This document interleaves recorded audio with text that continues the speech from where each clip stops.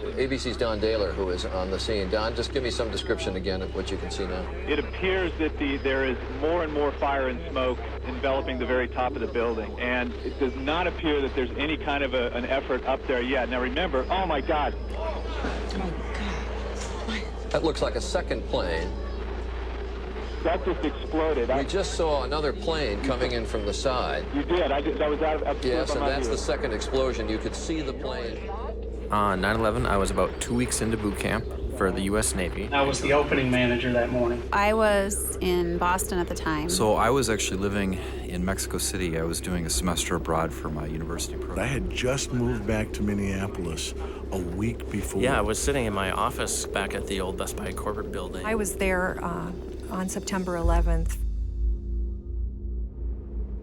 It was very hot and hazy, and I remember looking at and going, what is going on at the World Trade Center? I couldn't see a plane. All I saw was this huge mushroom cloud. And then I realized, my best friend in the entire world had just moved to New York, and they were living in the city. The planes had just left from this airport that's 40 minutes away. And you just picture everything about that. Somebody was there where I'd been so many times before, went through the same security lines, got on this plane, and this is what happened. Then someone came in and said the Pentagon had been hit.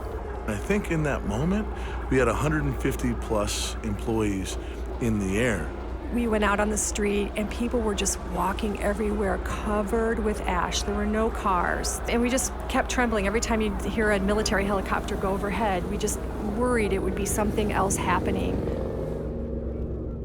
I thought, I have to get out of work. I have to go somewhere. I can't make sense of this. If I just go to church, maybe I can comprehend this and understand what's happening. I had just signed the paperwork to end my tour with the Army. I knew we would retaliate, and I kept thinking I should go back. We got to do something. We got to make a statement. And we were like, man, you know what? Let's get the biggest flag that we can find in Amarillo, Texas. General Manager said, put it right in front of the door. And this was the first time that Fenway was open since 9/11, and these soldiers were on the field saluting, and they rolled out this American flag that covered the whole field.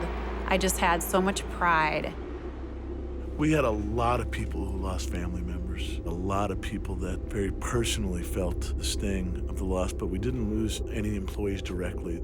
I'm really proud of what this company does, and I'm really proud of how our country unites when there's crisis. There were a lot of people that died rescuing people that were positive influences on their community. The rest of us have to go on, and we have to take their place. And the thing that I really hope comes out of this nationally and for Best Buy is that people remember. Everyone's got a story about where they were on 9/11, and it's something that's moved everybody.